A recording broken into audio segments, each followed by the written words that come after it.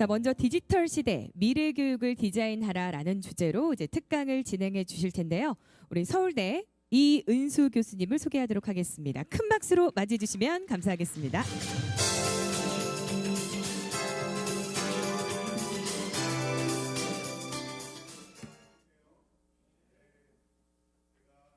(8월 31일까지는) 카이스트에 있었습니다. 그래서 메타버스하고 인공지능을 어떤 의미에서 서울대와 더불어 가장 열심히 하고 있는 기관에서 사실 증강현실 프로젝트를 많이 봤는데, 오늘 앞부분에 보여주신 게 너무너무 재밌어서 사실 마술만 2시간 보고 갔으면 좋겠다는 생각이 들 정도였어요. 그렇지만 전체적인 방향에 대해서 하나만 말씀을 드리고 싶어서 오늘 제가 여러분과 짧지만 미래 교육에 대해서 이야기를 해보려고 합니다. 저도 여러분처럼 4학년 또 유치원생에 있는 아빠예요. 근데 사실 저도 잘 모르겠어요. 미래에 어떤 교육이 필요할지 오늘은 알겠는데 내일이 되면 또 모르겠어요. 그만큼 우리가 받아들여야 될 미래라는 것이 손에 잘 잡히지 않아요. 너무 빨리 저 앞으로 가버려서 사실 오늘 제가 어떤 이야기를 해도 아마 1년이 지나면 틀린 이야기가 될 수 있어요.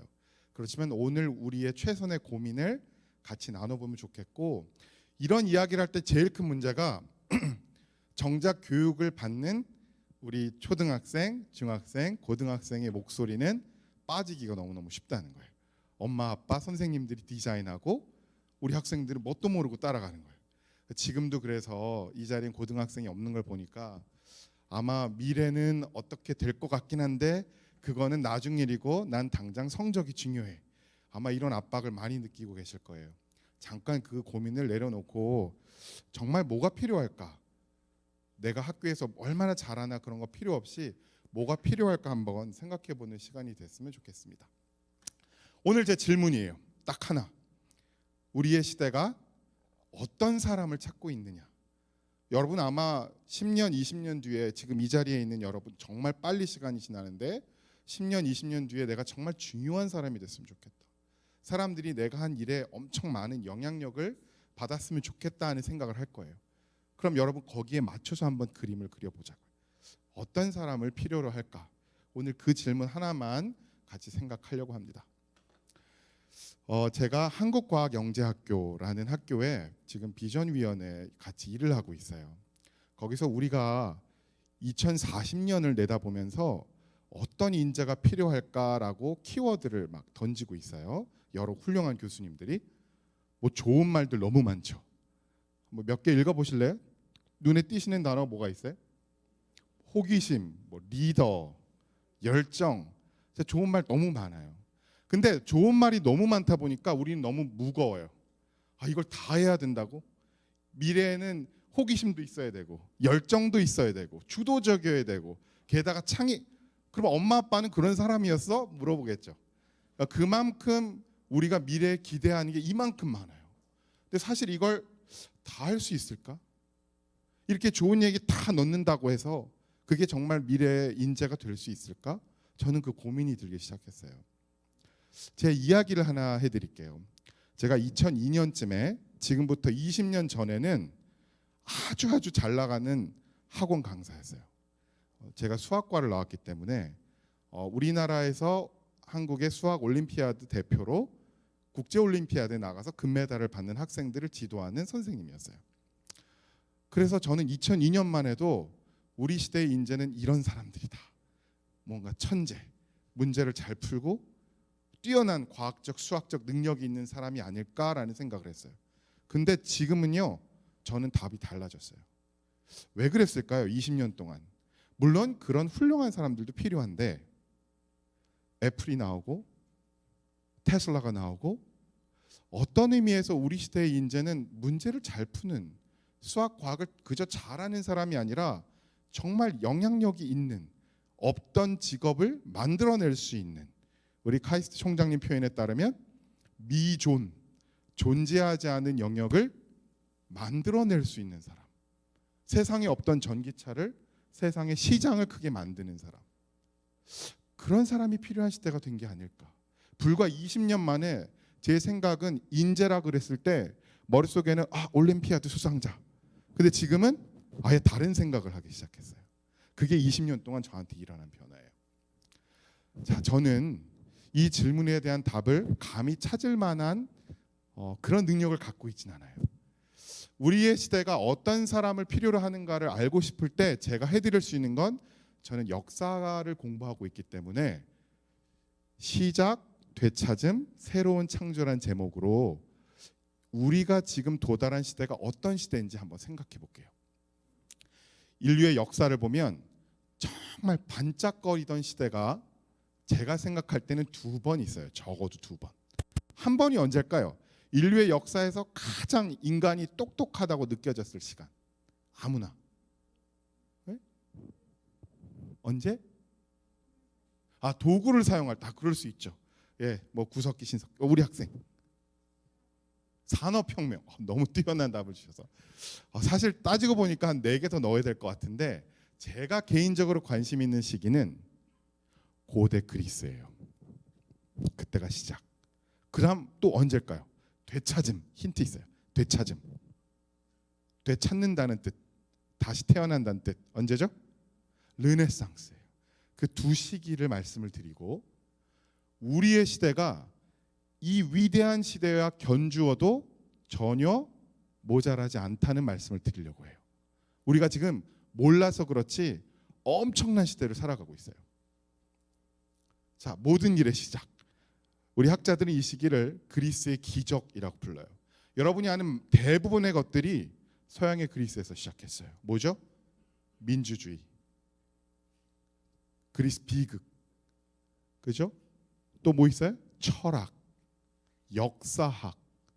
뭐 대부분의 우리가 지성을 이용해서 할 수 있는 많은 활동들을 불과 한 200년 동안 고대 그리스에서, 그렇게 크지도 않은 나라에서, 몇 개의 섬나라의 중심인 그 폴리스에서 시작을 했어요. 그래서 우리가 아는 이 수많은 위인들이 사실은 어디로 가느냐 한번 생각해 보시면, 뭐 갈릴레이 있죠, 데카르트, 페르마의 마지막 정리로 유명한 페르마, 뉴턴, 뭐 오일러, 르장드르, 가우스, 뭐 수많은 사람이 있는데, 사실 이 사람들의 근원이 어딘가 돌아가 보면 유클리드, 아르키메데스예요. 수학이나 과학의 측면에서. 근데 이 사람들의 저는 관심이 있어요. 이 사람들이 남긴 너무너무 재밌는 자료들도 남아있기 때문에 너무 놀라운 일이에요. 2300년 전의 사람인데 이 사람들의 작품 활동에 대해서 우리가 알고 있어요. 그만큼 중요하다고 생각을 한 거죠. 아르키메데스를 예로 들어볼게요. 한 사람씩만, 시간이 많지 않기 때문에. 여러분, 아르키메데스 하면 무슨 말이 제일 먼저 떠올라요? 유레카, 그죠? 유레카. 무슨 뜻이죠? 유레카가 무슨 뜻이에요? 나는 찾아냈다라는 겁니다. 저는 고대 그리스어를 읽기 때문에 원래 정확히 읽으면 헤우레카 그래야 돼요. 유레카가 아니라. 그 말이 영어로 I have found. 내가 찾아냈다. 뭐를요? 부력의 비밀을. 그렇죠? 그런 일이라고. 또 유명한 일화가 하나 더 있죠. 뭐가 있을까요? 이게 뭐죠? 지렛대 원리를 발견했어요. 그러니까 무게와 받침대로부터의 물체의 거리가 반비례하기 때문에 과장해서 얘기한 거예요. 나한테 만약에 설당과 충분히 긴 지렛대를 준다면 내가 지구도 들어 올릴 수 있다. 그러니까 이 사람은 사람들이 깜짝 놀랄 만한 말을 하는 거예요. 아무도 상상하지 않은 말. 세상에 지구로 어떻게 들어 올려? 그죠? 근데 그런 말을 했대요. 근데 사실 이 이야기는 후대에 전해오는 이야기예요. 조금 더 신빙성이 있는 이야기가 하나 있는데, 그게 뭐였냐면 내 원을 망치지 말라. 이게 언제 한 얘기일까요? 이게 아르키메데스가 죽을 때 했다는 얘기예요. 로마군이 지중해 세계를 장악하면서 아르키메데스가 살던 고향인 시칠리아의 시라쿠사라는 도시를 점령을 해요. 아르키메데스는 너무너무 고생을 했거든요. 이 사람이 전쟁 무기를 많이 만들어서 정복을 못했어요. 그랬는데도 로마 장군은 아르키메데스를 존경해서 살리고 싶었는데, 한 로마 병사가 길을 가다가 수학 문제를 종이에 풀지 않겠죠. 종이가 없으니까 땅바닥에 풀고 있던 아르키메데스를 보고 이제 서로 화가 난 거예요. 그 그림을 밟으니까 아르키메데스가 내 원을 망치지 말게나 했는데, 로마 병사가 화가 나서 그만 이 위대한 인류의 3대 수학 천재 중에 한 명이라고 하는 아르키메데스를 죽였어요. 그게 기원전 212년. 그 일 때문에 우리가 유일하게 언제 죽었는지 아는 수학자예요. 고대 수학자 중에. 왜냐하면 그때 주민등록증이 있겠어요, 여러분? 없어요. 근데 로마의 전쟁이 언제 일어났는지는 우리가 알기 때문에 아르키메데스가 기원전 212년에 죽었다. 그래서 이 말은 되게 신빙성이 있는 말이에요. 근데 이렇게 죽는 순간까지 수학 문제를 풀었던 아르키메데스가 도대체 무슨 일을 했냐? 그걸 알 수 있는 이 귀중한 그리스어 필사본이 1998년에 뉴욕의 크리스티 경매에 등장했어요. 220만 불에 팔렸어요. 보시면. 자, 220만 불이 싼 걸까 비싼 걸까 싶으실 텐데 사실 그렇게 비싼 건 아니에요. 이 세상에서 제일 비싼 책을 조금 이따 보여드리겠습니다. 그래서 220만 불에 이 책이 팔려서 학자들이 이 책에 있는 내용들을 열심히 공부를 해봤어요. 이 사람이 도대체 무슨 얘기를 했나. 이게 되게 재밌는 게 밑에는 아르키메데스의 글인데 종이가 귀하니까 양피지가 귀하니까 그 위에다가 살짝 긁어내고 중세의 기도문을 써놨어요. 그 덕에 살아남았어요. 자, 근데 이 내용을 읽어보니까 뭐 이렇게 그리스어를 사람들이 읽은 거예요. 굉장히 유명한 그리스어 단어예요. 제가 읽어볼게요. 제일 유명한 그리스어 단어가 처음에 나오는데 이게 뭐죠? 제일 첫 글자? 여러분 모두 아는 그리스어 단어예요. 이 뭘까요? O처럼 생긴 거. 이응같이 생긴 거. 코로나랑 관련 있어요. 무슨 변이 바이러스죠 지금? 오미크론이에요. 오미크론. 오미크론이 O의 그리스어 이름이에요. 파이 보이죠? 파이 3.14. 그 다음 E에 해당하는 엡실론. 그 다음 R에 해당하는 로. 또 엡실론하고 델타를 붙여 써서 쭉 읽었더니 이게 호페르 에데이 데익사이. 밑에 호페르 에데이 포이에사이. 뭐냐면 라틴어로 quod erat demonstrandum. 여기서 여러분 그 유명한 QED가 나온 거예요. 뭐예요? 이로써 증명이 되었다. 무언가 증명을 마칠 때 유클리드부터 고대 그리스에서 증명을 쫙 한 다음에 이로써 증명이 끝났다라고 했던 마침표가 이 기호예요.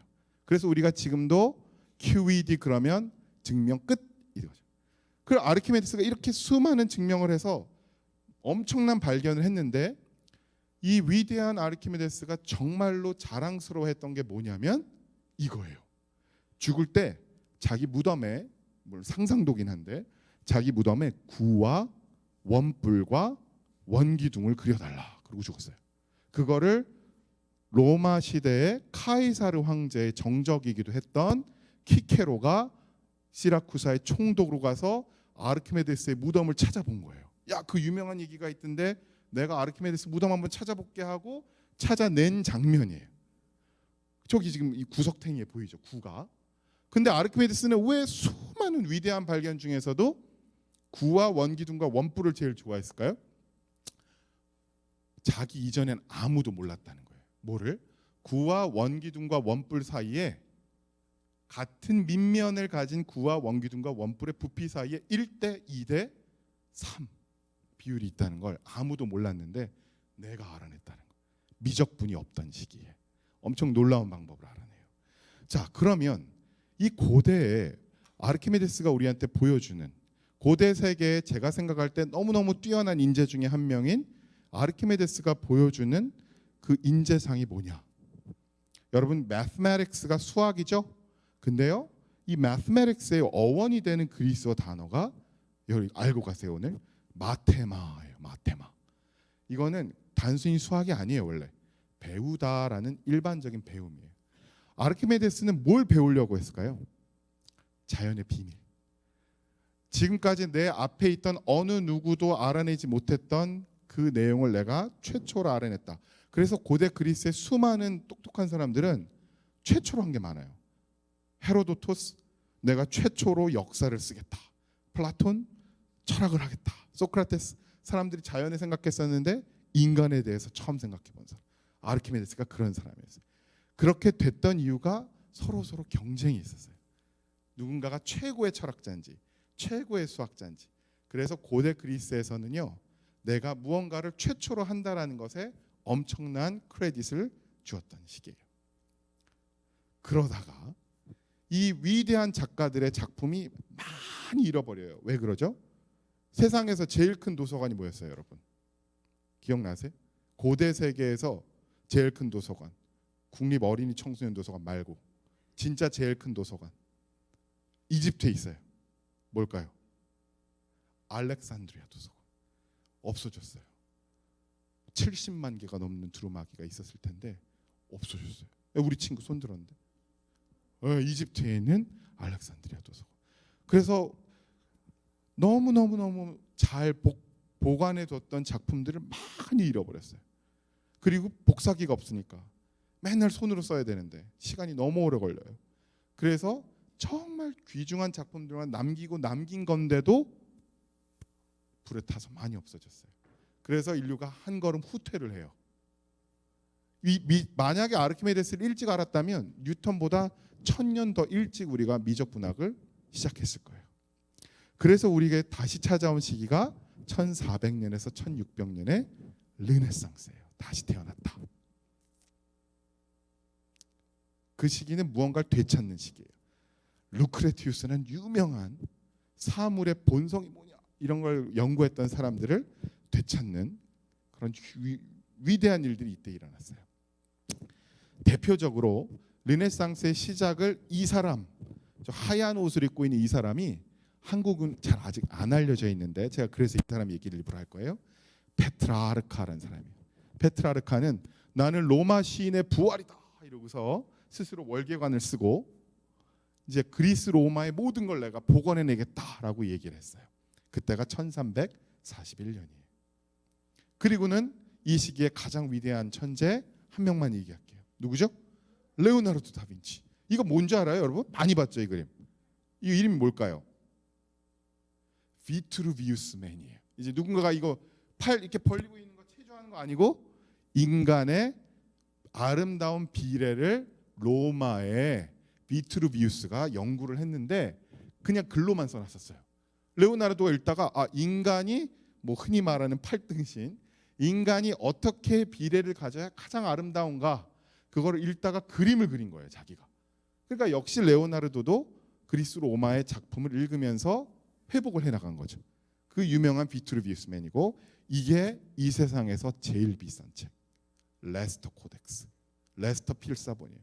3,800만 불쯤에 팔렸어요. 지금은 6천만 불 할 거예요. 이거 누가 샀을까요? 어떻게 알았지? 6천만 불짜리 책을 살 수 있는 사람 몇 명 안 되겠지만 빌 게이츠가 샀어요. 시애틀에 있어요. 레오나르도 다빈치의 자기가 직접 쓴 양피지 사본이에요.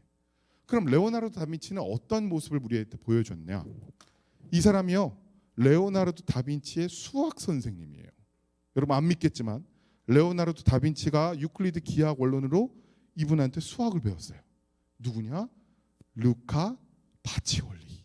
보세요, 막 여기에 막 다면체가 매달려 있고 유클리드라고 써 있어요 밑에. 그리고 유클리드 기하 원론을 읽고 있는 거예요, 파치올리가. 아주 귀공자가 옆에 서 있죠. 무언가 이렇게 눈빛이 여러분을 보고 있는 것 같아요. 그리고 이제 도구들 보세요. 컴퍼스 이런 게 누구를 향해 있어요? 여러분을 향해 있어요. 무슨 뜻이에요? 얼른 집어들어. 너도 집어들어서 나처럼 수학 공부해 이겁니다. 이 그림이. 이 사람이 이 유명한 로고를 만든 사람이에요. 누가? 루카 파치올리가. 이 로고 어디서 많이 본 사람이 있을 거예요. 이게 뭐였냐면 뉴욕의 메트로폴리탄 뮤지엄의 옛날 로고예요. 루카 파치올리는 이런 비율을 연구했어요. 지금은 저 빨간 로고로 바뀌었는데 원래 저랬어요. 근데 레오나르도 다빈치가 루카 파치올리한테 수학을 배우고 그 대가로 그려준 그림이에요. 너무 아름답죠. 저는 이렇게 아름다운 도형 그림 처음 봤어요. 레오나르도 다빈치의 그림이에요. 그러면 이 시기는 배움이라는 게 뭐였냐? 폴리메스라는 말 들어본 사람. 폴리메스. 요즘에 책도 많이 나왔어요. 뭘까요? 폴리 많다라는 뜻이에요. 폴리곤 각이 많다. 다각형. 폴리 많이. 매스는 뭐예요? 배움. 그러니까 이제 배움. 매스는 이제 매움이에요. 그럼 폴리매스는 뭐죠? 다방면에 배우는 사람. 모든 걸 되찾는 시대에서는 하나만 되찾진 않아요. 그림도 되찾고 건축도 되찾고 문학도 되찾고 수학도 되찾고, 그래서 레오나르도 다빈치는 수학도 하고 그림도 그리고 과학도 하고. 여러분이 위키피디아나 인사이클로피디아 아무거나 보면 르네상스 시기의 사람 보면 직업이 몇 개쯤 되는 것 같아요? 7개는 10개쯤 돼 보여요. 신학도 했다 그러지, 철학도 했다 그러지, 수학도 했다 그러지. 너무 많아요. 그 시기에는 다방면에 두루 잘할 걸 요구받던 시대예요. 근데 이 얘기를 오늘날에 적용하는 분도 있어요. 근데 저는 조금 반대.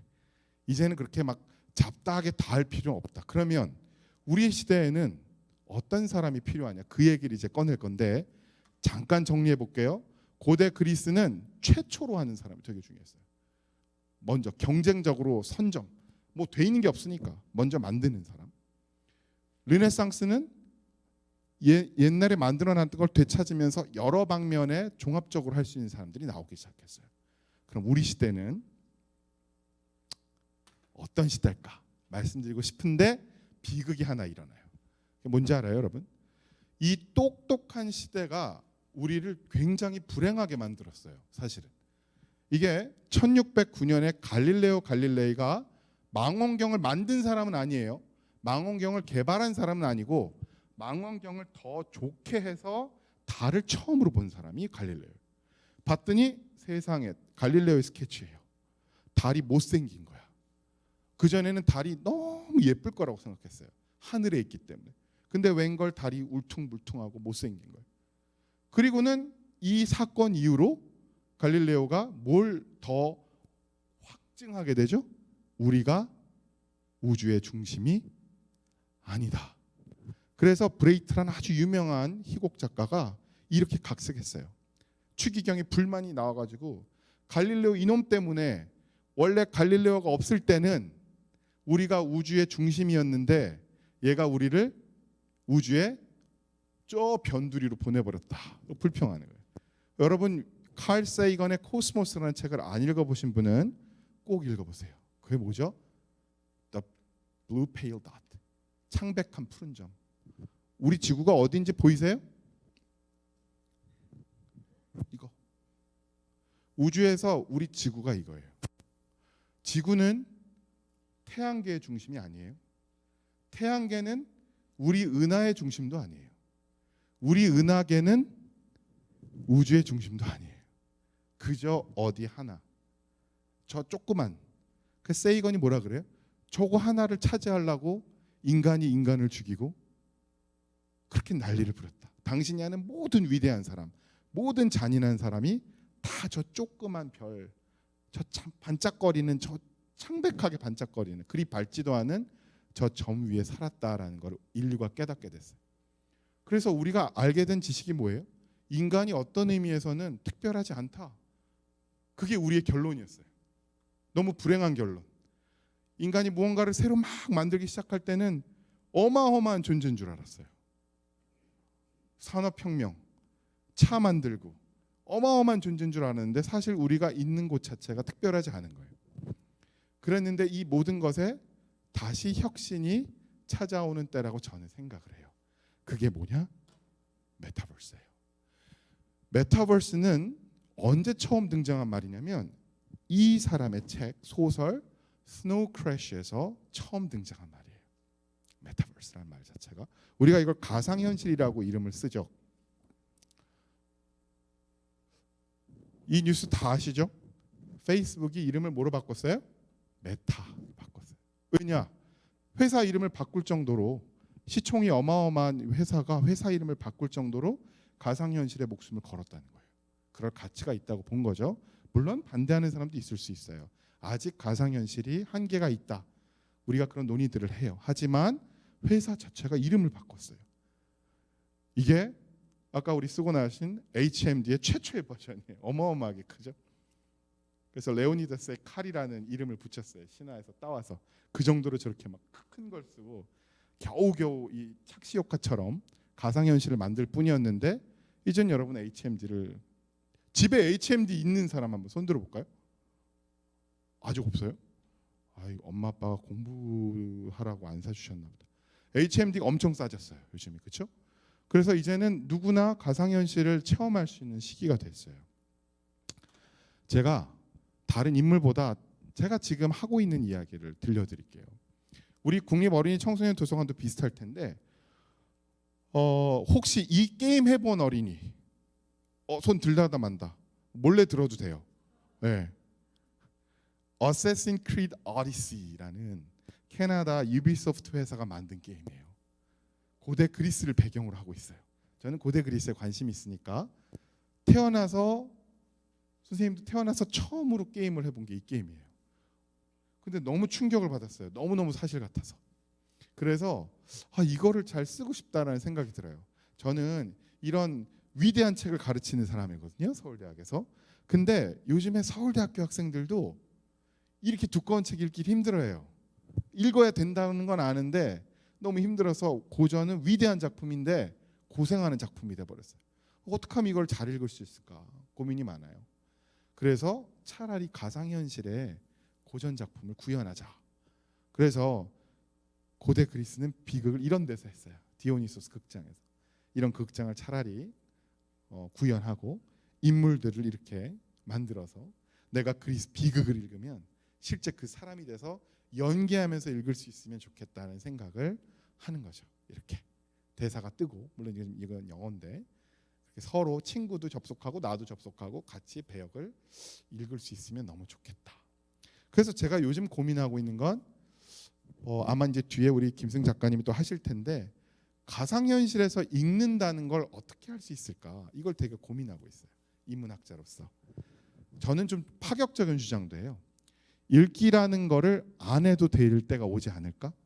물론 이제 뒤에 작가님 얘기하고 되게 다를 수 있는데, 읽기라는 거를 가상현실에서는 그럼 꼭 가상책을 만들어서 읽어야 되나?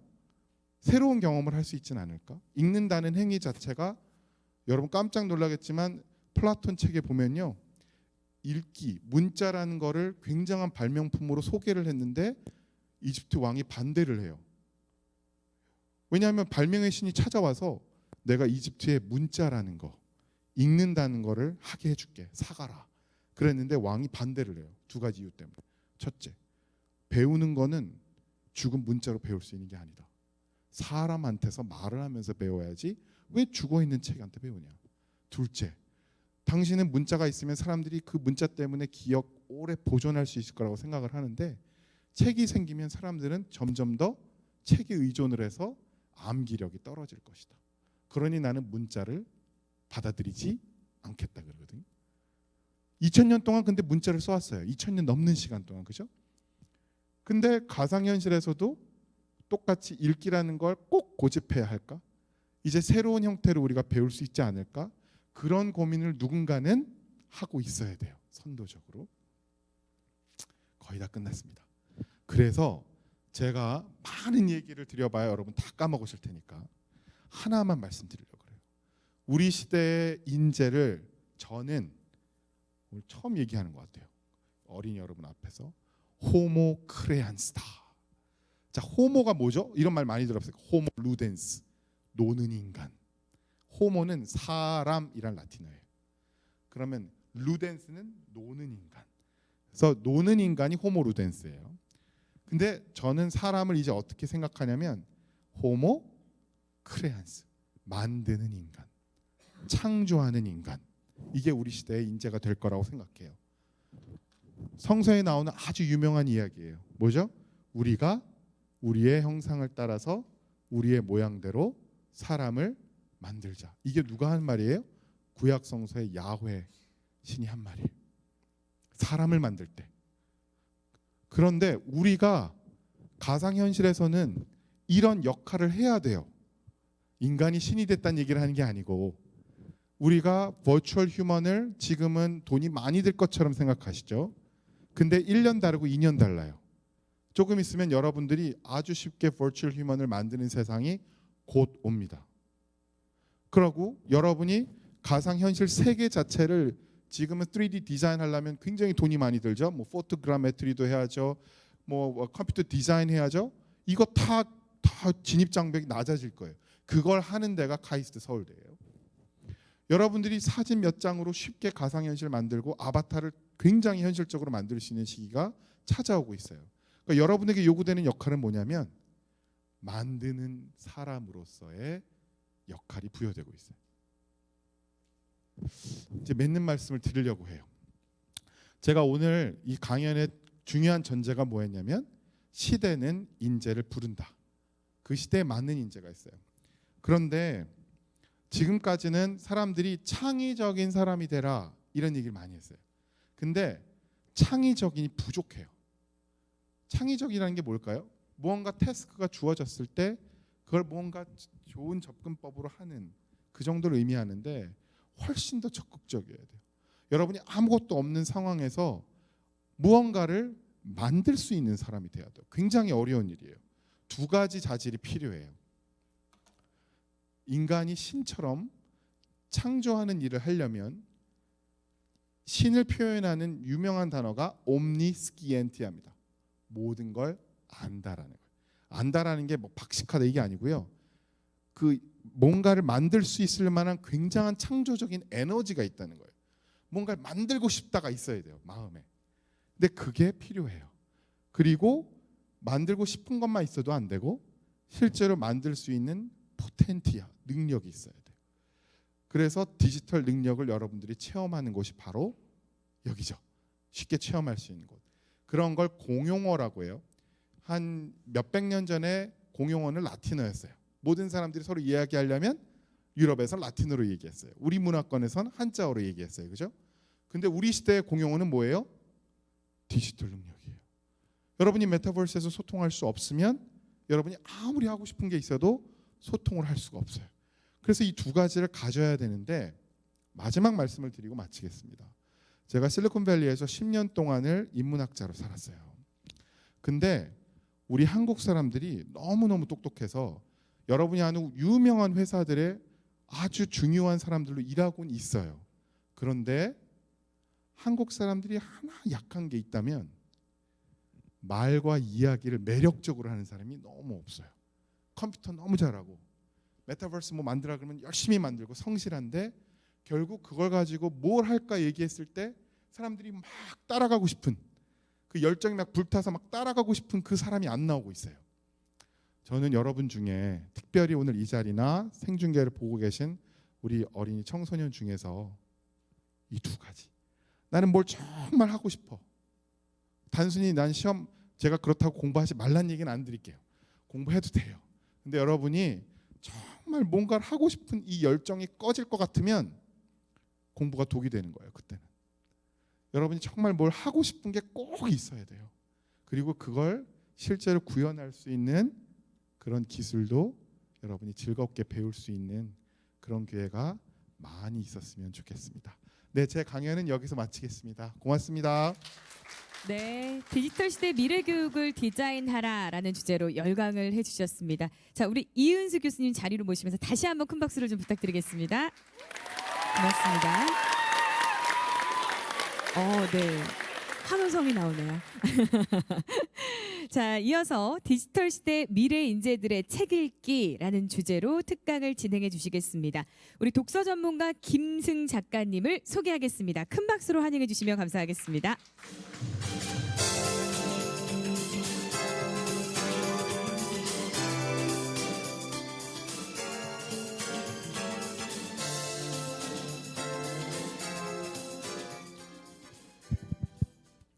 여러분 안녕하세요. 안녕하세요. 보통 중학생들이 이렇게 집중할 수 있는 시간이 40에서 45분인데 괜찮은 거죠? 제가 지난 한 달여 동안 이제 책을 쓴 작가로서 이렇게 경기도의 한 도서관에서 토요일마다 오전에 진로 탄력성이라는 주제로 수업을 했었어요. 처음 해보는 수업이에요. 요즘 참 작가로서 힘이 듭니다. 뭘 해도 다 처음이에요. 빨리빨리 바뀌다 보니까 이전 것을 다시 사용하기가 어려운 시대가 됐기 때문에 새로운 것을 하는데 그 수업에 처음 참여했던 중학교 1학년 학생들 20명 남짓이 동기를 물어보니까 한 90%가 엄마가 신청했어요. 일어나 보니 도서관이에요. 뭐 이렇게 다 써놨더라고요. 물론 이제 마지막에는 의미 있게 배우고 돌아가긴 했었는데요. 오늘 여기 온 우리 학생들 또 유튜브를 통해 시청하고 있는 학생들 모두가 다 어떤 동기로 이렇게 참여하였던 우리가 이 시간 의미 있는 한두 가지 배울 점들을 가져가면 좋겠다는 생각이 듭니다. 앞서 강연을 들으면서 제가 참 놀랐습니다. 호모 크레안스에 가서 인문학적 상상력하고 디지털 활용 능력이 사실은 본질인 것 같아서 오늘 제 강연과도 좀 맞닿아 있어서 그 부분 참 너무 흡족하게 들으면서 생각했습니다. 오늘 제가 여러분과 함께 나눌 주제는 디지털 시대 미래 인재들의 책 읽기입니다. 참관 학생들에게 한번 물어보고 싶어요. 참관 학생들은 이렇게 고개를 끄덕이거나 가로젓거나 간단하게 의사표현을 좀 해주세요. 학생들 혹시 미래의 독서는 어떻게 될까요? 미래 책은 살아남을까요? 의사표현. 책을 읽는 그런 문자화된 인쇄로서의 책을 읽는 독서 행위도 살아남을까요? 혹시 이런 상황 어떨까요? 이렇게 생체 칩을 개발했는데 책 한 권 한 권을 메모리에 저장을 해요. 어렵지 않을 것 같아요. 지금도 가능할 것 같아요. 그렇죠? 우리 삼성이 계속 더 작게 만들고 있으니까 점점 작아지겠죠? 그러면 그것을 우리 생체 칩을 뇌에 이식하는 방식으로 독서 행위를 하지 않더라도 그 칩을 이식하면 그 책의 한 권의 정보가 쓱 들어오는 거, 그런 세상이 올까요? 가로준 친구 있었어요. 또 한편 우리 신체와 혹은 두뇌와 이렇게 컴퓨터를 이렇게 연결해 가지고 업로드 방식으로 필요한 지식을 단번에 쭉 넘기는 방식, 이런 일은 가능할까요?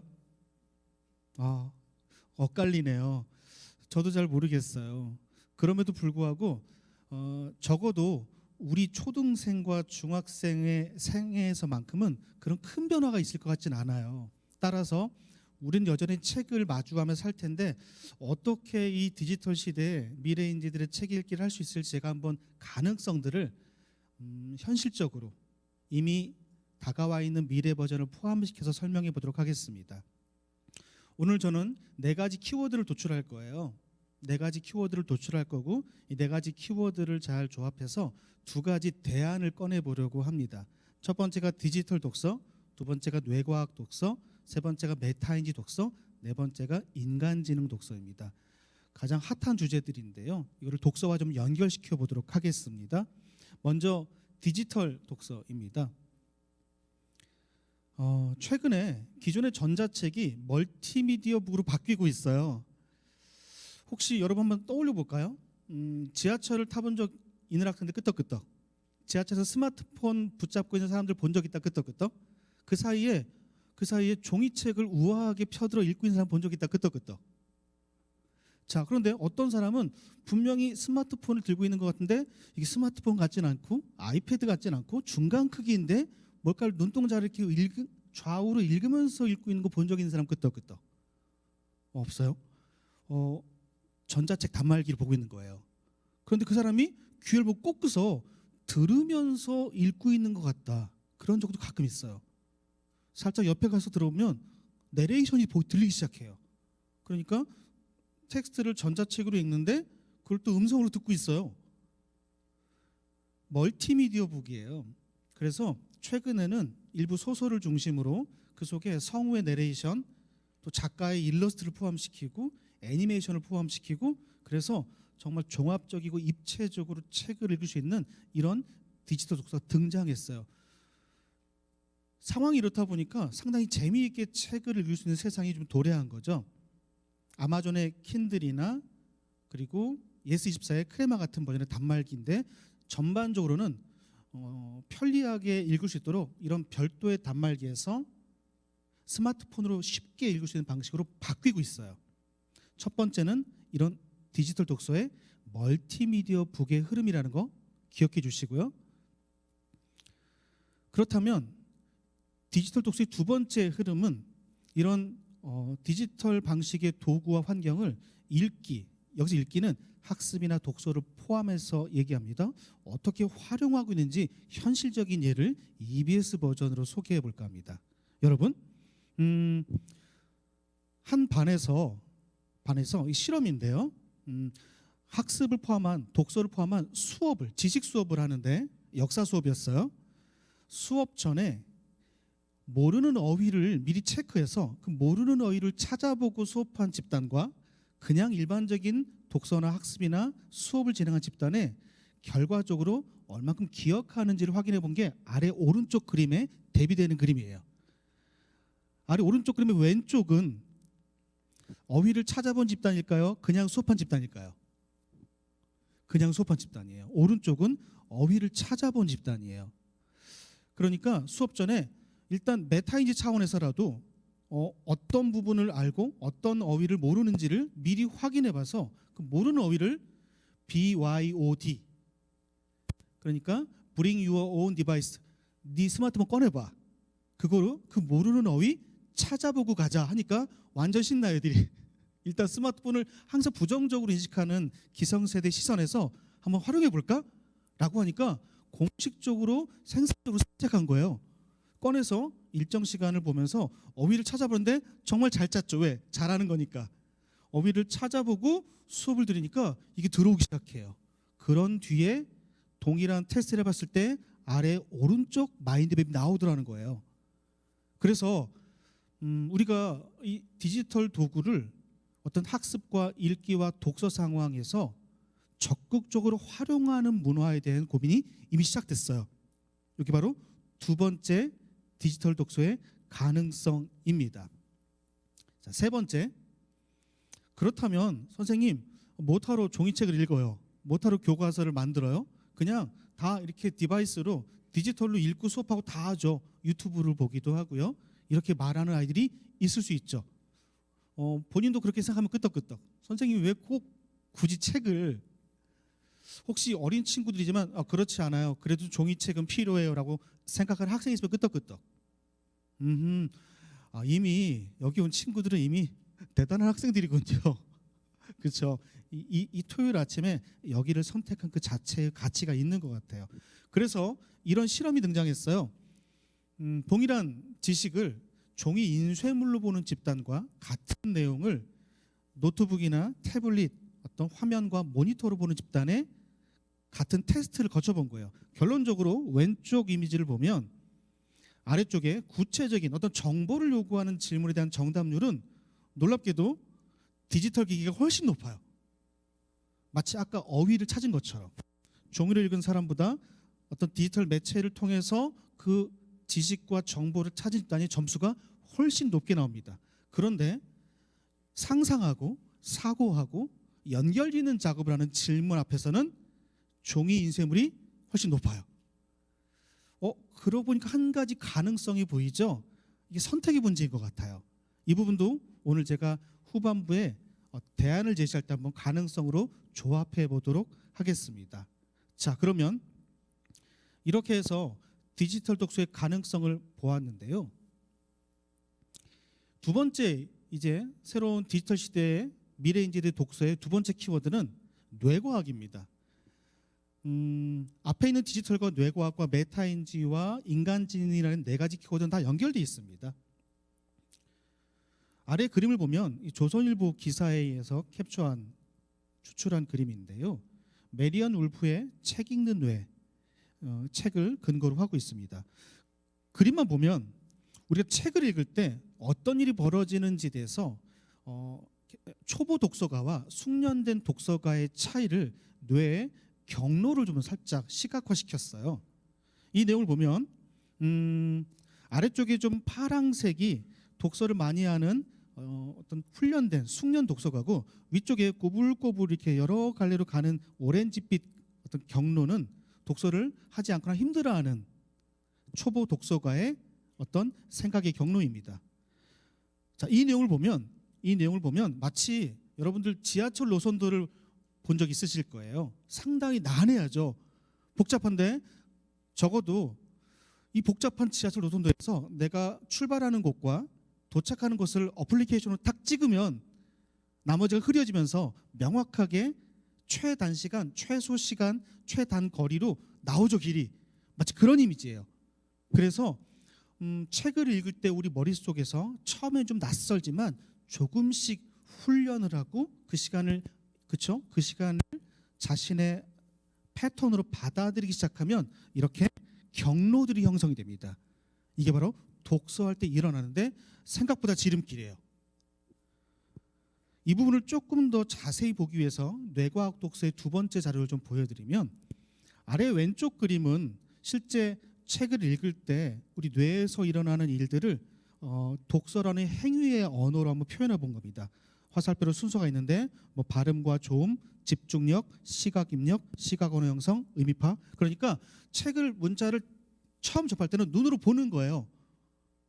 그렇죠? 그리고 혹시 낭독을 하게 되면 이게 청각도 자극을 받게 되고, 그리고 언어 영역인 베르니케와 브로카 영역이 주로 청각 영역 주변에 위치해 있거든요. 좌뇌. 따라서 이렇게 시각과 청각이 입체적으로 반응하면서 쭉 의미 쪽으로 계속 경로를 만드는 거예요. 이거를 오른쪽의 뇌에 fMRI 같은 촬영 기법으로 확인해 본 내용을 보면 그러니까 오른쪽 아래 두 개의 뇌의 비교 그림에서 바로 왼쪽 그림은 한 덩어리가 전체가 아주 유기적으로 연결돼서, 그렇죠? 원활하게 서로 조력하고 조합해 가지고 책 읽기를 통해서 충분히 사고하는 장면이 보이는 건데, 오른쪽 초보 독서가의 뇌는 되게 드문 떨어져 있어요. 이게 연결이 잘 안 돼요. 그러다 보니까 어렵고 오래 걸리기도 하고 힘이 듭니다. 따라서 책 읽기를 통해서 우리 뇌과학을 근거로 이 행위를 조금 살펴본다면, 이 행위는 우리 뇌를 계속 재각성시키고 훈련시켜서 서로 유기적으로 함께 종합적으로 성장하는 길을 만들고 있다라고 이해하는 겁니다. 이걸 아는 것과 모르는 것 되게 중요한데요. 여기서 이거를 실제 현실의 실험으로 한번 확인해 보도록 할게요. 이것은 KBS의 읽기 혁명이라는 다큐멘터리의 장면인데요. 학생들 혹시 황순원의 소나기라는 소설 알아요? 알면 끄떡끄떡. 읽어본 거예요? 종이책으로요? 네, 좋습니다. 초등학생들인데 왼 아래 다큐멘터리 이미지 중에 아래 왼쪽의 위쪽은 텍스트로 읽은 집단이고요, 아래쪽은 그 소나기를 영상으로 영화로 본 집단이에요. 두 그룹이 딱 두 가지 행위를 마친 뒤에 미션을 줘요. 소나기 소설의 일정 단락을 보여주고 이 텍스트를 보고 떠오르는 장면을 그림으로 그립니다라고 했을 때 일어난 일이에요. 자, 오른쪽이 긴 영상 중에 왼쪽과 오른쪽이 대비되어 있는데, 자, 오른쪽은 영상을 본 아이, 영화로만 본 아이들의 그림인데, 이게 그 장면 중에 징검다리, 돌로 된 그 강을 건너는 장면인가 봐요. 그래서 모두 다 징검다리를 그려요. 똑같이. 그런데 왼쪽은 책을 텍스트로 읽은 친구들은 어쩌면 그 텍스트로 읽는 그 시간에 떠올렸나 봐요. 자신의 어린 시절 책으로 이미지로 봤던 징검다리나 강물들을 연결지었나 봐요. 새로운 방식을 상상했나 봐요. 그림이 다 달라. 독특해요. 새로운 걸 그리고 다른 걸 붙여서 그리고. 그래서 이 영상 실제로 보면 일본의 뇌과학자가 이렇게 덧붙여요. 이 상상력이 전두엽 때문이다. 책을 텍스트를 읽을 때 영상을 볼 때보다 훨씬 활성화된다라고 설명하고 있는 거예요. 자, 이것도 뇌과학 독서의 조각인데 오늘 끝에 얘기할 대안으로서의 어떤 조합의 가능성이에요. 자, 이런 내용들을 아는 것과 모르는 것을 제가 설명하기 위해 언락이라는 책을 좀 소개해 드릴게요. 뇌과학입니다. 학습과학에 대한 책이에요. 먼저 아래 그림 중에 오른쪽 그림을 좀 볼까요? 자, 두 개의 집단이 실험에 참가합니다. 그리고 두 개의 집단에게 각각 다른 정보를 줘요. 한 집단에게는 정말 학습 성적을 잘 낼 수 있는, 특히 이 책에서는 수학이라는 과목을 언급하고 있는데요, 정말 성적을 잘 낼 수 있는 학습 방법, 학습 기술에 대한 정보를 준 집단이 있고, 한 집단은 이런 앞서 제가 언급한 뇌과학에 대한 이해를 정보를 준 집단이 있어요. 근데 처음에 일정 시간 동안 둘 다 안 줘 정보를. 그러면 서로 점수 떨어져. 공부 재미있어 없어 떨어지다가 중간쯤에 정보를 자료를 줘요. 한 집단은 수학 공부 방법론, 한 집단은 뇌과학 자료에 대한 정보를 설명해주고 그 이후에 수학 자료를 줍니다. 그런데 탁 바닥을 치고 올라가는 선이 보이죠? 이게 바로 뇌 성장과 마인드셋, 이런 뇌를 어떻게 사용한다, 뇌를 우리가 책을 읽을 때 공부할 때 어떻게 작용한다에 대한 내용들을 설명한 내용이 뇌 성장과 마인드셋 자료였어요. 그걸 본 집단이 월등하게 올라가기 시작하죠. 이것은 메타인지적으로도 유의미한 것 같아요. 어쩌면 이것은 수업 전에 스마트폰으로 어휘를 검색했을 때 몰랐던 어휘를 난 몰라 라고 했는데 디지털 기기를 사용해서 이제 알아 한 다음에 수업을 듣는 것과 똑같은 거예요. 안다와 모른다를 그쵸? 스스로 인지하고 모르는 것을 알게 만드는 과정에 어떤 뇌의 과정들을 이해한 뒤에 가는 거죠. 그럼 이때 우리 뇌에서는 도대체 어떤 일이 벌어지는가? 책을 읽을 때 어떤 일이 벌어지는가? 언론학의 조볼로 교수는 이 세 가지 그림을 보여줘요. 첫 번째, 없던 경로가 생긴다. 두 번째, 서로 다른 경로들이 연결되고 있다. 실제 구조적으로. 세 번째, 이 마이엘린이라고 우리 뇌 신경세포는 정말 1000억 개 정도라고 하는데 현재 밝혀진 정도, 계속 바뀌고 있긴 하지만 전기작용으로 정보를 옮기고 그렇죠? 신경세포와 신경세포의 연결 구조는 시냅스라고 하는데 거기서 또 화학작용이 일어나는데 이 전달하는 과정이 전기작용에 이 정말 전기를 잘 통하게 해주는 마이엘린 피복이 두꺼워져요. 이게 실제적으로 진짜 마술처럼 이렇게 일어나기 시작해요. 물리적으로 이런 일이 일어난다는 것을 알고 이 부분을 황롱문 교수님은 몰입이라는 책에서 이 과정을 지나가야 된다. 이 과정을 넘어서야 된다. 막힐 때, 어려울 때, 힘들어할 때 조금 더 가보는 연습. 이 과정을 넘어설 때 우리 뇌에서 이런 일이 벌어지고 이거를 깨닫고 책을 읽고 학습할 때 달라진다라는 점들을 얘기하고 있습니다. 이게 바로 독서 측면에서 두 번째 키워드인 뇌과학 차원의 독서 행위를 이해하는 방식입니다.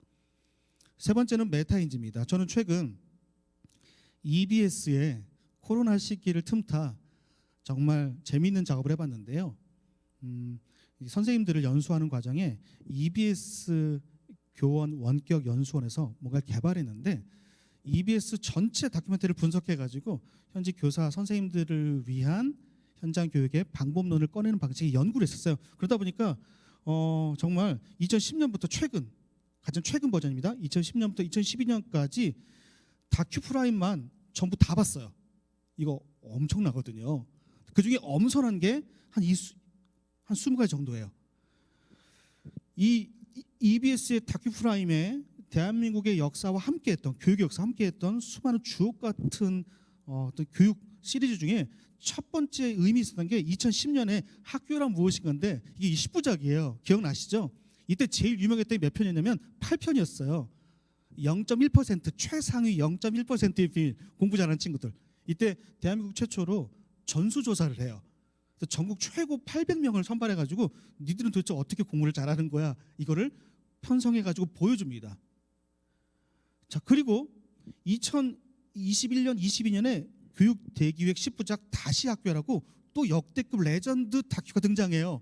10부작이 10년 동안의 대한민국의 교육을 쭉 아우르면서 지금 여기서 우리는 무엇을 할 것인가를 보여주고 있는데 여기에 놀랍게도 같은 내용이 또 등장해요. 지금 이 시기에 최고의 수업, 최고의 학습 현장에서 가장 효과적인 방식이 뭔지를 보여주는데 10년 전과 똑같은 내용이 등장해요. 보여드릴게요. 여러분 한번 물어볼게요. 어떻게 공부하는 방법이 그때와 지금 똑같이 등장했을까요? 혹시 떠오르는 거 있어요? 암기를 많이 한다? 문제를 많이 푼다? 몇 가지 있겠죠. 화면을 보면 자, 아래쪽에 왼쪽에 있는 그림은 그때 그 당시 영상이에요. 계속 가르쳐요. 계속 설명해요. 엄마한테 계속 얘기해요.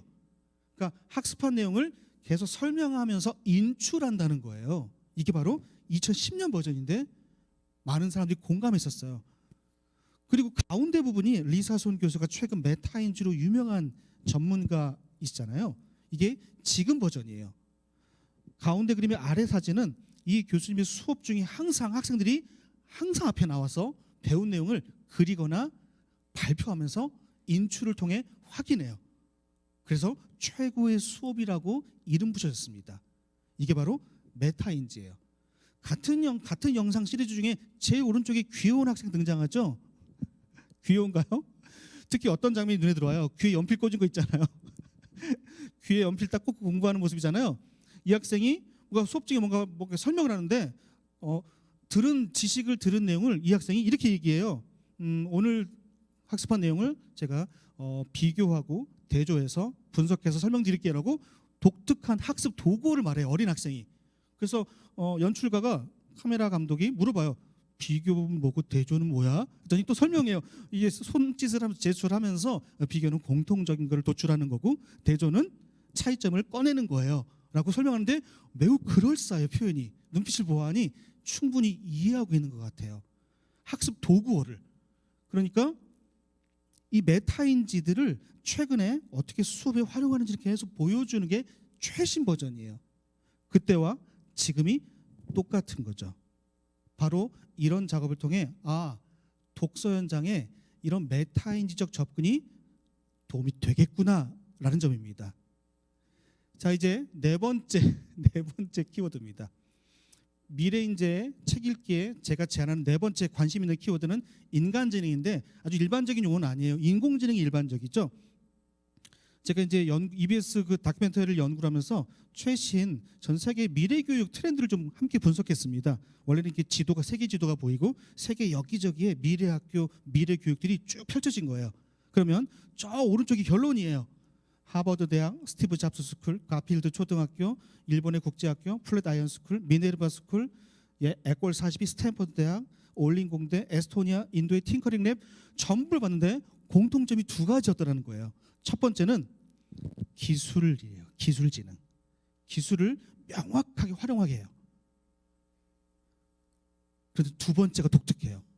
두 번째가 아주 과도할 정도로 인간의 상호작용을, 인간의 상상력을 계속 훈련하는 교육을 하고 있는 거예요. 이 두 가지를 꼭 해요.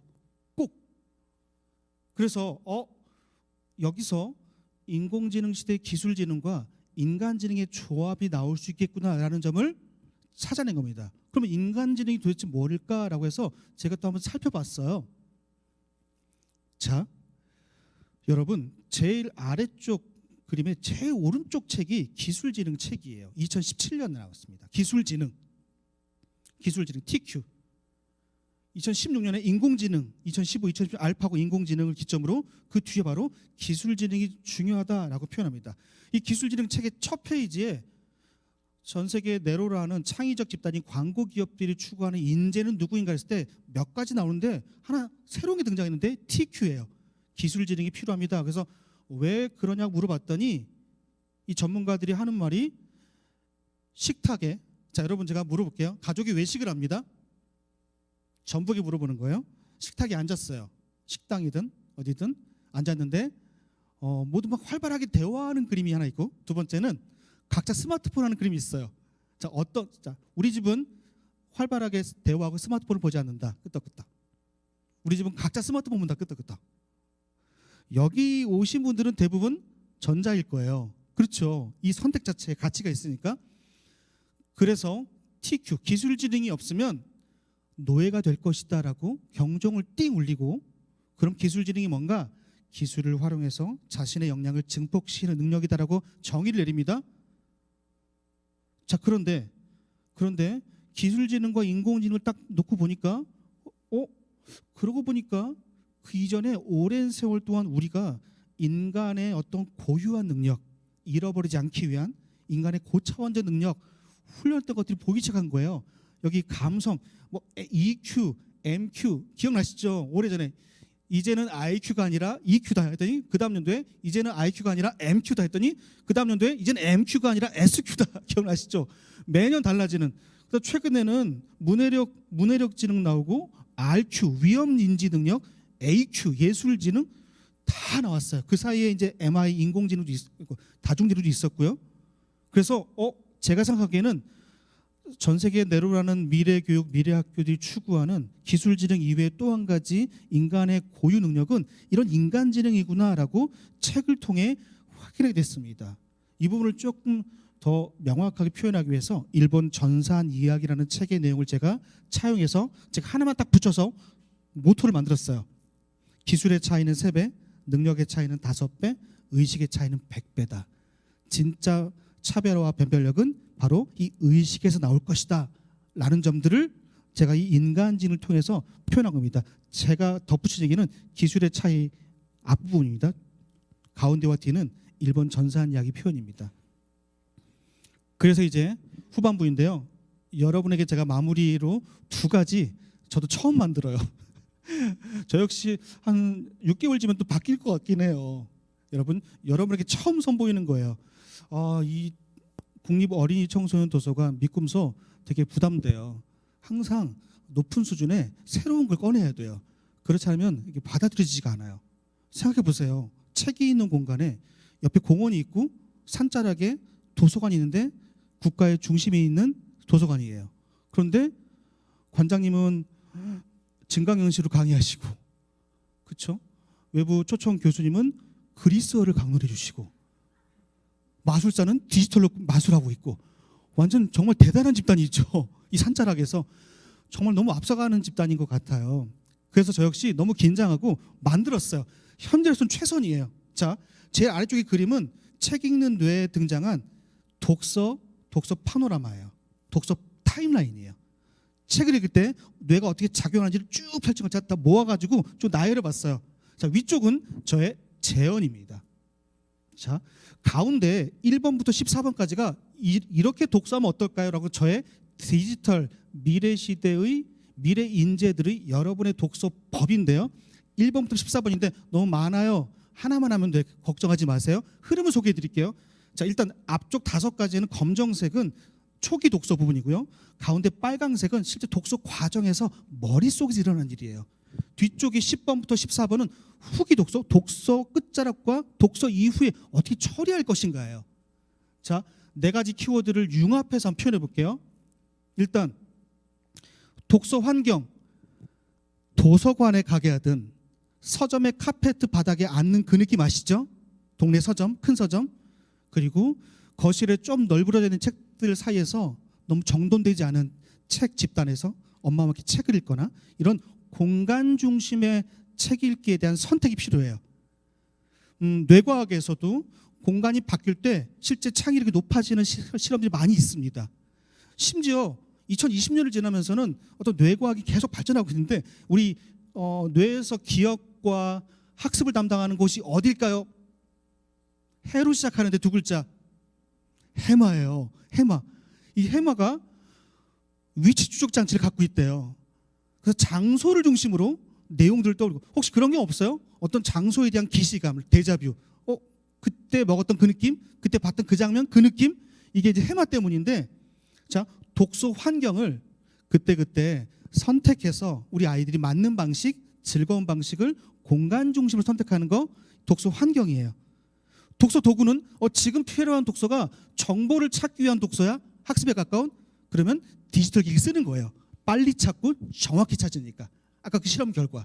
근데 사고하고 추론하고 연상하고 이런 종합적인 사고력을 필요로 하는 그런 필요 독서다. 그럴 때는 종이책을 또 보는 거예요.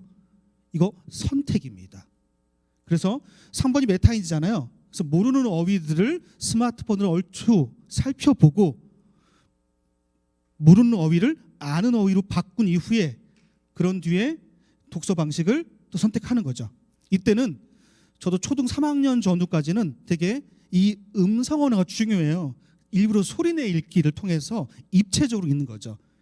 묵독을 할지 음독을 할지 낭독을 할지 함께 돌아가면서 윤독을 할지 이런 방식 독서 방식이에요. 자, 이 방식이 앞쪽인데 어때요? 뇌과학과 메타인지와 디지털을 좀 융합했죠. 가운데 부분은 오롯이 상상하는 부분인데 이때는 문자가 그렇죠 효과가 있다고 표현했었죠. 그래서 읽으면서 이해하고 떠올리고 이전 것을 연결하고 경계와 경계를 융합시키고 또 상상하는 작업이 잘 된다고 소나기 패러다임 실험으로 소개해드렸잖아요. 이 부분은 오롯이 살짝 종이책의 매력에 빠지는 선택. 후반부가 중요한데 이걸 인출해야 아는지 모르는지 기억하는지 아닌지를 확인할 수 있잖아요. 메타인지 집단인데 이 과정에 상호작용을 했을 때 훨씬 효과가 높고 중요한 건 그래서 나온 내용을 지식을 활용했을 때 창의적인 문제 해결을 활용해서 실제로 심지어 어떤 변화를 만드는 과정까지 가면 이건 정말 가장 높은 수준의 독서예요. 생산적 독서. 자, 이 방식을 제가 융합적 독서에 타임라인으로 제안하는데 어때요? 다 하자는 게 아니라 선택적으로 디지털과 메타인지와 뇌과학을 근거로 해서 선택적으로 독서 행위를 우리 아이에게 나에게 맞는 방식으로 가보자. 자, 이제 마지막입니다. 창조적 독서인데요. 앞서 안 꺼낸 뇌의 그림인데요.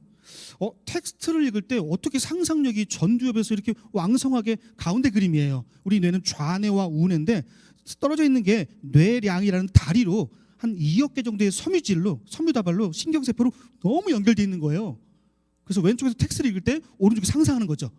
이 작업을 가운데 뇌로 왔을 때 읽고 상상하는 경험이고 왼쪽이 무언가를 만들어 보는 경험인데 이건 펜필드의 뇌지도예요. 우리 뇌를 가장 활성화시키는 신체 활동은 입과 손이다라는 거예요. 그래서 뭔가를 끄적끄적 만들면 훨씬 더 읽은 내용들이 체화되거나 펼쳐진다. 끝에 메타인지는 배웠던 내용이고 이거를 독서 이후에 이런 작용까지 하면 얼마나 좋을까라고 제가 생각해 봤을 때 꺼낸 가능성이 미꿈소예요. 미래 꿈 희망 창작소. 아래쪽에 우리 활동 사례 보이시죠? 수많은 디지털 내용들과 독서를 다양한 방식으로 조합해서 읽고 상상하고 만들면서 소통하고 개선해서 문제를 해결하되 변화를 만드는 것까지 가보는 연습이 이 장소 중심으로 행하는 거예요. 그래서 되게 너무 좀 쑥스럽지만 미꿈소로 보내주시기를. 여러분 여기까지가 저의 강연입니다. 여러분 파이팅입니다. 도전해 보십시오. 감사합니다. 네, 고맙습니다. 우리 김승 독서 전문가님이셨습니다. 디지털 시대 미래 인재들의 책 읽기라는 주제로 또 열강을 해주셨는데요. 너무 재밌었죠? 네, 다시 한번 우리 김승 독서 전문가님께 박수를 부탁드리겠습니다. 네, 자 이제는 보니까 우리 학생들이 이제 강연을 2개를 들었잖아요. 조금씩 이제 몸을 꼬기 시작합니다. 네, 앞에 자리가 토크 콘서트 세팅되는 동안 기지개 한번 켜고 할까요? 응? 본격적으로 몸을 꼴 수 있는 기회를 드리도록 하겠습니다. 자, 팔을 깍지를 껴서 위로 한번 쭉 올려볼게요. 우리 학부모님들도 같이 한번 해보시면 좋을 것 같고요. 자, 왼쪽으로 살짝 비틀어 주시고, 네, 또 오른쪽으로 한번 살짝 비틀어 주시고요. 뒤로 한번 쭉 이렇게 네 넘어가 볼게요. 아유, 네 소리가 나요. 너무 시원하죠? 네, 이제 우리가 이제 준비도 됐으니까 본격적으로 미꿈소 토크 콘서트 질의응답 시간을 좀 가져보도록 하겠습니다.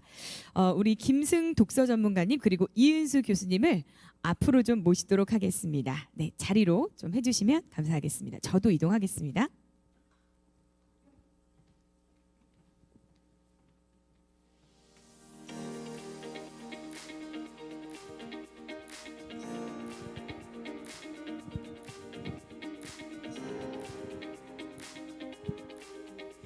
네, 이렇게 또 자리를 바꾸니까 더 아담하고 또 좋은 분위기가 되는 것 같습니다.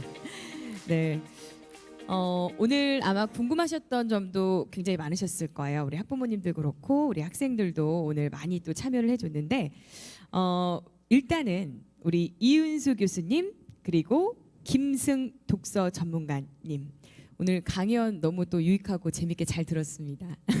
감사드리고요. 이번에는 제가 처음으로 2분께 좀 질문을 드려볼까 하는데요. 미래 디지털 시대잖아요. 미래 디지털 시대는 땡땡이다. 좀 어려울까요? 2글자로, 2글자로 조금 정의를 해주신다면, 네, 먼저 이은수 교수님부터 가능할까요? 네, 주술 관계가 좀 안 맞긴 한데 네. 저 인간 넣고 싶어요. 인간. 아, 네. 미래 디지털 시대는 인간이다. 혹시 그 이유를 간단하게 좀 들을 수 있을까요? 너무 사실 디지털 기술은 빠른데 사실 인간 중심의 디지털 시대가 와야 된다고 생각해요. 너무 그 부분이 고려가 안 되고 있어서 저는 그거를 좀 강조하고 싶습니다. 네, 디지털 시대지만 하지만 중심은 네, 인간이다. 그래야 된다고 그렇죠. 생각해요. 인간이 또 활용을 해야 되니까요. 네. 굉장히 좋은 말씀이셨던 것 같습니다. 자, 그럼 이제 우리 그동안 생각을 하셨을 것 같아요. 우리 독서 전문가 김승 작가님. 생각했는데 살짝 겹쳐서 바꾸도록 하겠습니다. 겹쳤어요. 뜨끔하셨어요. 서로 나누지 못했어요. 제 생각에 디지털 시대 뷔페다, 뷔페. 오, 뷔페다. 네. 와. 뷔페 먹고 싶네요. 왜 그 이유가 뭘까요? 그 너무 먹을 게 많아요. 선택이 어려워요. 근데 여러분도 아시겠지만 좋아하는 게 있잖아요. 그렇죠? 그리고 가끔 새로운 신메뉴 등장해요. 이런 관심과 선택을 잘 조합하면 자기만의 뷔페 사용법이 좀 생길 것 같아요. 이런 선택의 기준이 있는 게 매우 중요한 시대 같아요. 네. 너무 좋은 말씀해 주셨습니다. 뷔페. 요즘 이제 정보의 홍수 속에서 막 우리가 살아가고 있잖아요. 그래서 진짜 올바른 정보 또 그리고 그렇지 못한 정보도 우리가 선택하지 않아도 막 이렇게 습득을 하게 되는데 이제 앞으로 다가올 디지털 시대들도 또 이런 것도 마찬가지일 것 같습니다. 우리가 원하는 거 또 좋아하는 이런 디지털 정보들을 잘 또 조화롭게 사용하는 게 중요할 것 같습니다.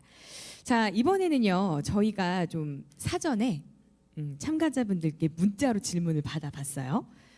첫 번째 질문부터 제가 좀 드리도록 하겠습니다.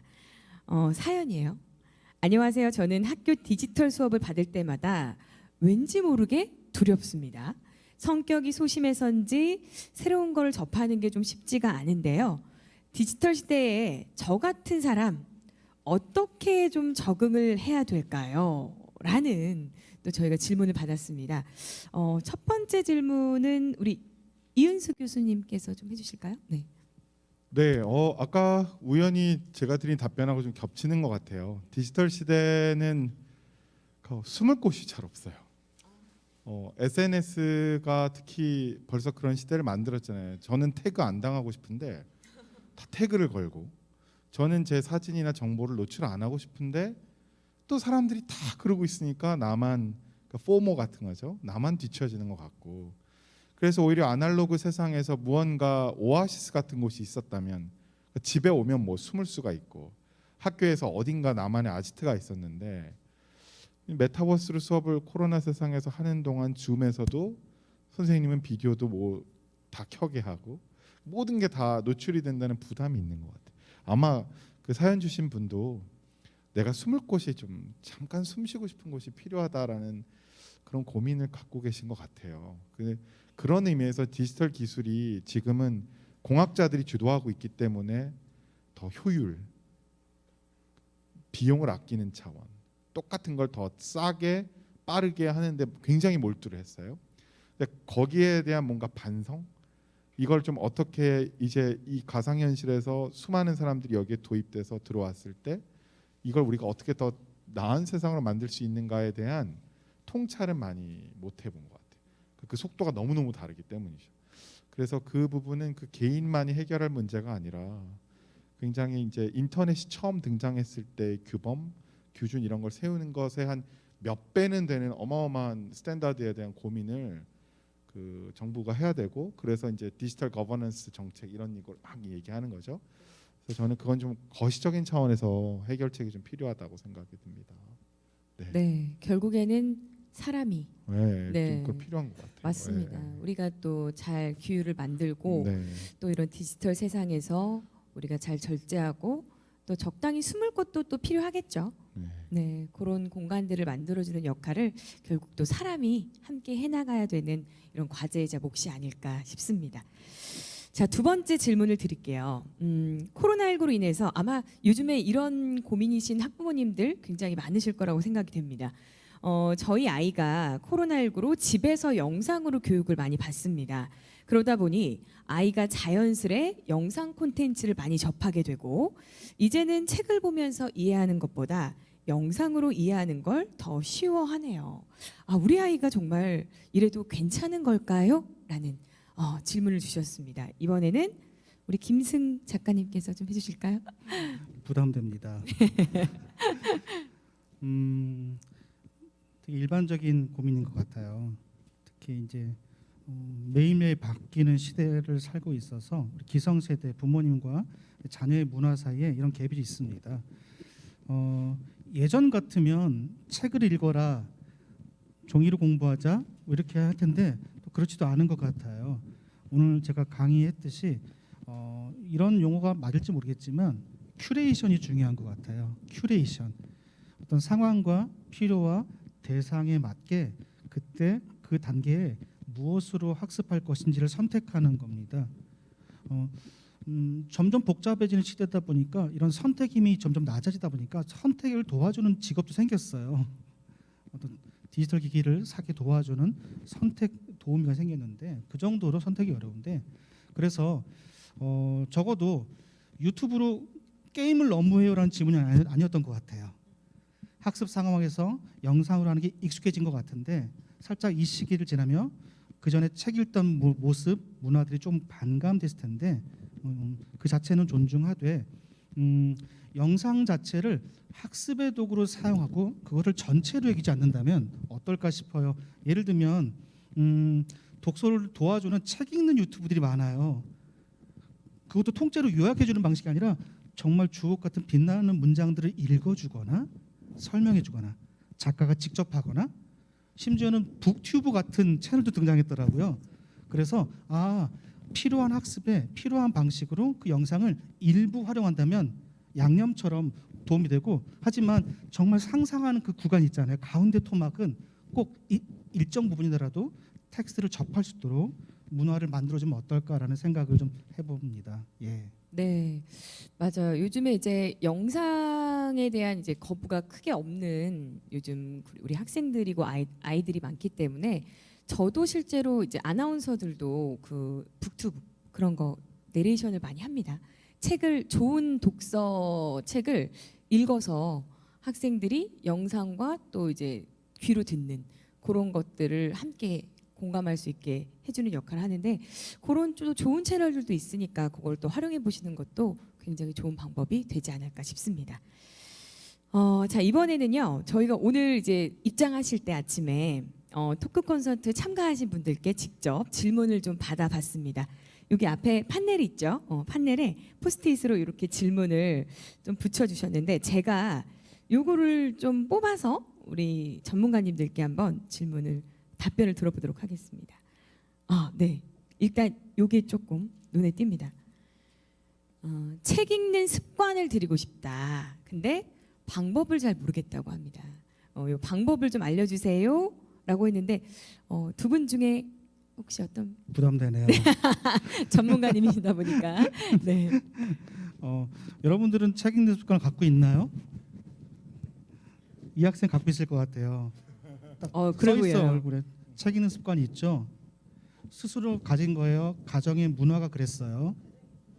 정답이에요. 박수 부탁드릴게요. 와 훌륭합니다. 옆에 아버님 계신 것 네, 같은데. 아버님 계시죠. 제일 좋은 방법은 문화인 것 같아요. 이게 사실은 쉬운 작업이 아니거든요. 다만 적성이나 관심이 그쪽인 친구 소수를 제외하면 어느 쪽인 친구를 제외하면 다수는 쉽지 않거든요. 제일 좋은 초기 형태는 문화인 것 같아요. 문화인 것 같아서 가정의 문화를 그렇게까지 조성해주면 이것보다 좋은 게 없는 것 같아요. 게임이나 디지털 도구들은 우리가 문화를 만들지 않아도 너무 잘하거든요. 독서는 그렇지 않은 것 같아요. 더군다나 제가 강의 때 언급했듯이 되게 어려운 작업 구간을 지나가는데 거기를 지나가야 이 연결이 생기고 피복이 생기고 그 다음부터는 자동화되거든요. 그 시기는 누가 격려하면서 함께 가지 않으면 어렵다. 따라서 가정의 문화가 첫 번째고 그렇지 않으면 외부적인 공간 상호작용을 선택하는 거예요. 그런 읽기 모임, 그런 토론 문화 이런 것들을 나머지 디지털은 알아서 할 거니까 고민하지 않아도 괜찮아요. 정말 가치 있는 것만 우리가 선택해서 그런 문화를 만드는 게 제일 중요하고 성장 시기를 봤을 때 전체 성장 시기를 봤을 때 어느 시기에 적성이 드러날 때가 있어요. 진로 쪽으로 그 전후로 해서 관심 독서와 흥미 독서와 분야 독서들이 두드러져요. 그 시기를 노리는 거예요.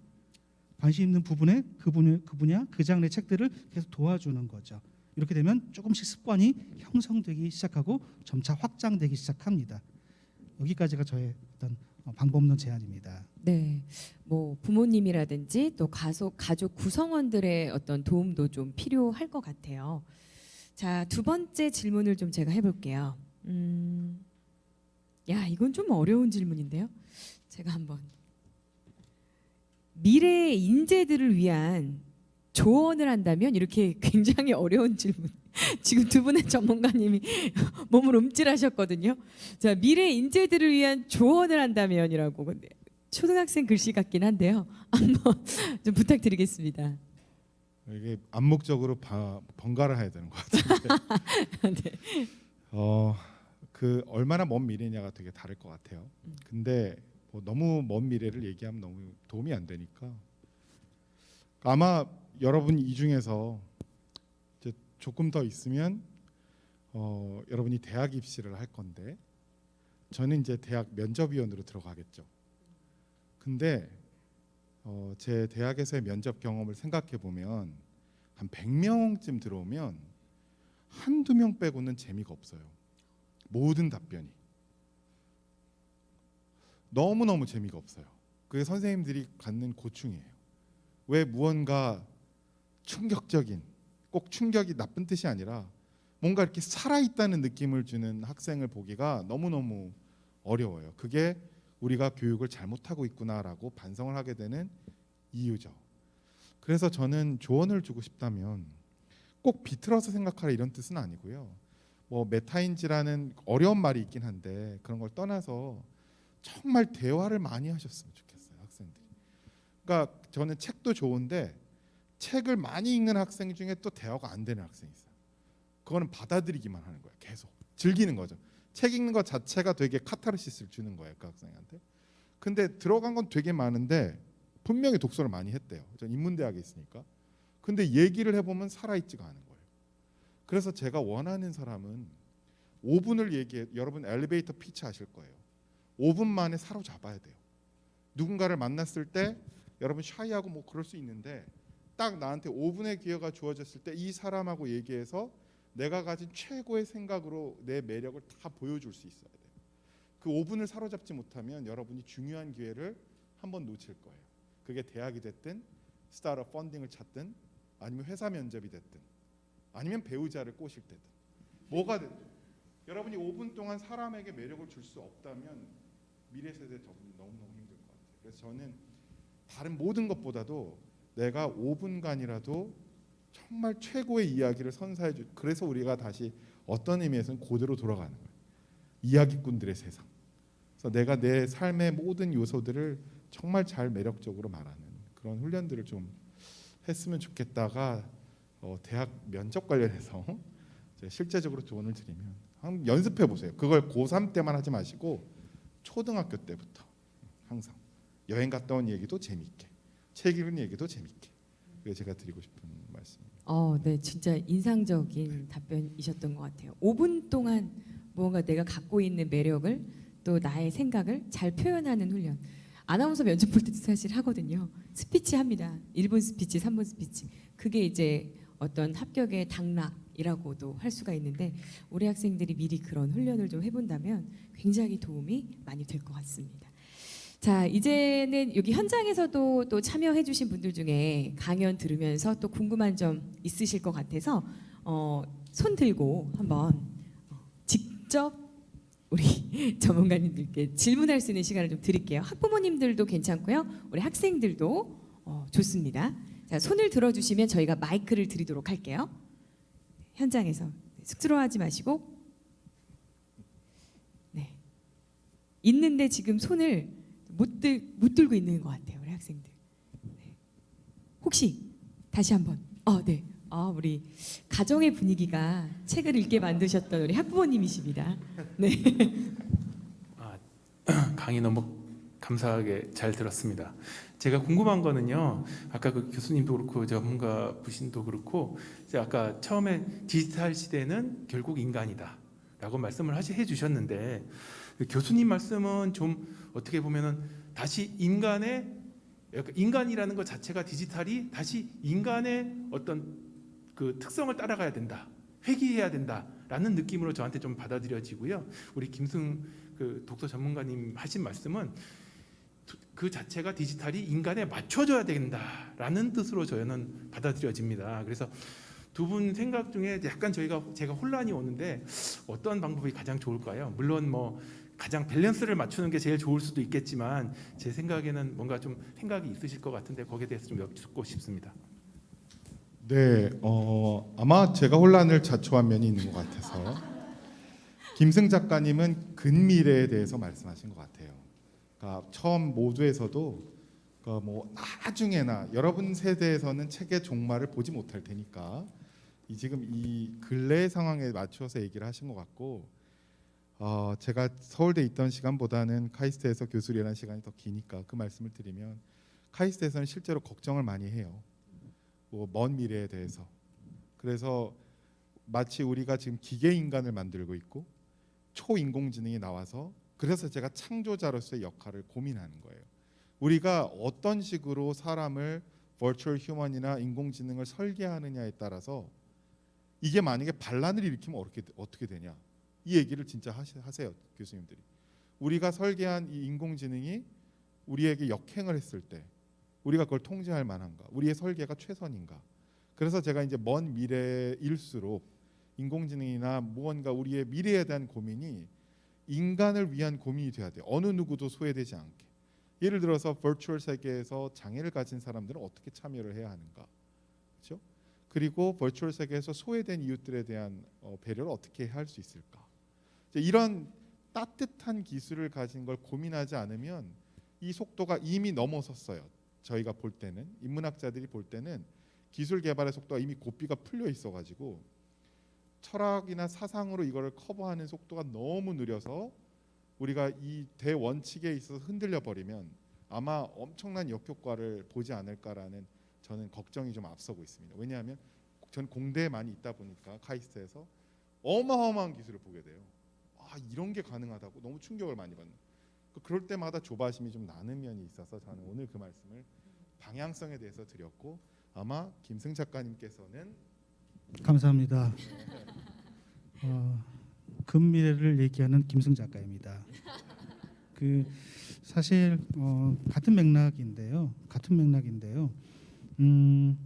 인간을 봤을 때 인간의 기능, 신체적 기능은 로봇이 계속 따라오는 것 같아요.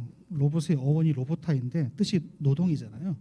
인간의 신체 기능을 대신하는 게 로봇의 꿈인 것 같아요. 계속 더 따라올 것 같아요. 두 번째, 인간이 만든 지식은 구글이 따라온 것 같아요. 검색창이 전부 다 담고 있어서 이 두 가지로는 차별화가 될 수 없어요. 제 남은 걸 인간 지능이라고 보는데 그 내용 속에 이런 윤리나 인간 본연의 고민들이 들어있는 것 같아요. 예를 들어 볼게요. 영어 교사가 있는데 정말 오랜 세월 준비해서 교사가 됐는데 교단에 섰는데 인공지능 스피커가 보급됐어요. 영어 스피커가.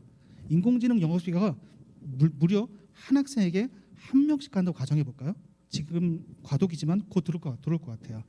그러면 본인의 직무 중에 상당 부분을 인공지능 영어 스피커가 대체해야 될 거예요. 어떻게 할 것이냐예요.